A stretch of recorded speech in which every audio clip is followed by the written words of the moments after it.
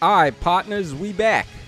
And we got some more Fire Emblem heroes here. And not only that, it is just about time for Christmas to start. Let's take a look here. So in 8 minutes, I'm on the East Coast, and we have 8 minutes to go until the big 12:25. So I want to wish everybody out there a Merry Christmas, very wonderful, happy holidays to all, if you guys are watching this. And we've got the Datamines here for Legendary Camilla.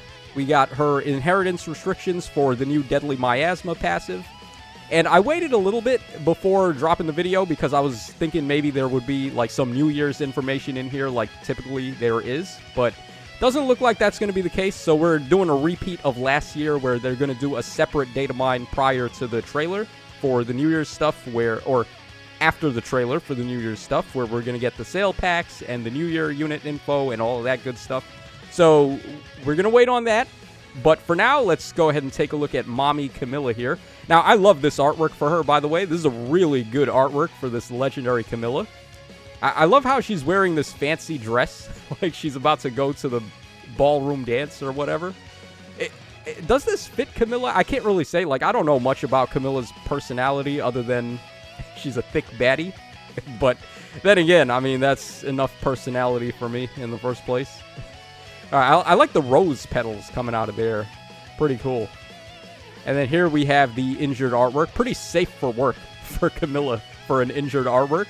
I mean, Tharja's got her, like, the not safe for work covered when it comes to injured art. But, okay, let's go ahead and take a look at her stats now. Now, we kind of got a glimpse of her stats in the trailer, but we'll take a look at them again here.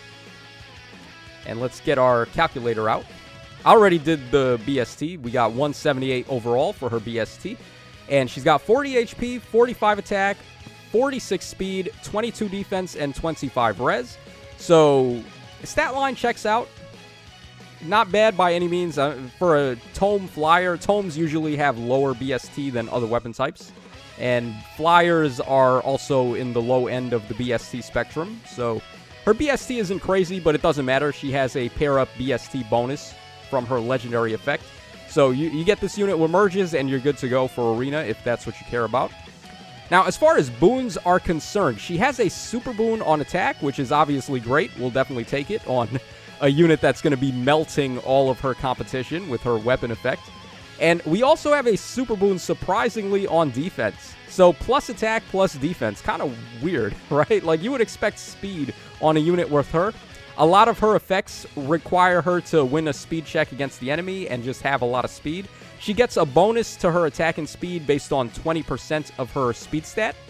And then also, if she's faster than the opponents or if she has color advantage, then she's able to do 40% of the enemy's attack stat as true damage to them prior to combat, which is just absolutely ridiculous. I have no idea what the hell they're thinking in terms of balance. So they released that duo Byleth, and he's a pretty stacked tank. I mean, they can't really give him any more effects than they gave him. He's got what? Like, he's got tempo, he's got, or not tempo, but nullified guard. He nullifies DR. He's got distant counter built in. He's got null C built in. He's got super scowl. He's got, on his duo skill, he gets surveillance shield. And this guy, this duo Byleth is getting clapped up by Camilla. Like, what in the hell is going on, man? I don't understand. Like, you could release a tank as busted as that Byleth, and it's not even enough. Like, what does that tell you about baiting in this game? I think baiting is a lost cause. So, Camilla slaps. She's really freaking strong, and I'm going to be summoning on the banner to try and get her. But also, as an added bonus, she's color sharing with Brave Sorin, who is another unit that I'd really like to get. Okay, now let's go ahead and move on to this new passive that she comes with, Deadly Miasma. So as we all thought, the prerequisite is Savage Blow 3. That makes a lot of sense because one of the effects in this weapon, or in this passive, is the Savage Blow 3 effect, where you deal 7 true damage to the target and foes in 2 spaces after you attack them. So yeah, that is the Savage Blow 3 effect. But then on top of that, it does like a million other things. You get Lull built in. Lull is wild to get built into a C skill. Like, what? Lulls are already really good in the B skill, so like having that on a C skill is kind of nutty. And it also does an Omni all stats -5. Like, this is a really strong passive. However, there is a catch. It is limited only to flying type units. No other movement types are able to get it. And there's no weapon restriction, which is great. So, like, ranged flyers who are always lacking in skills are able to use it. The problem here, though, is are you going to run this over Flared Sparrow? And being in the C skill, it also competes with Soaring Guidance and Guidance 4, which are, like, staples in the meta right now. Just being able to have that much mobility, giving you, like, superior coverage over the opponent is just too strong. So, I feel like this is a really strong skill. It's just that they put it on the most restricted thing that they could possibly have done so. So, like, ranged flyers already, they pretty much want to go Flared Sparrow if they're looking at doing pre-combat damage. The reason why is because the Flared Sparrow damage is dealt before combat instead of after it, like this. And then not only that, but Flared Sparrow setting up the fire tiles. I think the fire tiles are a better effect than the haze tiles. This one does all stats -5 and neutralizes bonuses to enemies that are on the haze tiles, which that's not bad. Like, you can definitely get some mileage out of that. But compared to locking out range units from fully passing through the fire tiles, I think that's way too strong, especially in a mode like Aether Raid's offense, where you can hit and run way more effectively by having the fire tiles. And just like I said before, the pre-combat damage is better than after-combat damage. So it's a little unfortunate with this skill. The only real place I see this being super helpful is on flying-type units that have a passive skill in the A slot that they don't want to take out, like Altina, for example. You're not running Flared Sparrow on Altina. But then again, are you running Divine Vein Haze on her, or are you going for Soaring Guidance and Guidance 4? So they balanced it by making it compete with, like, some crazy other skills. So that's how this one is fair, even though on paper this skill is actually pretty nutty.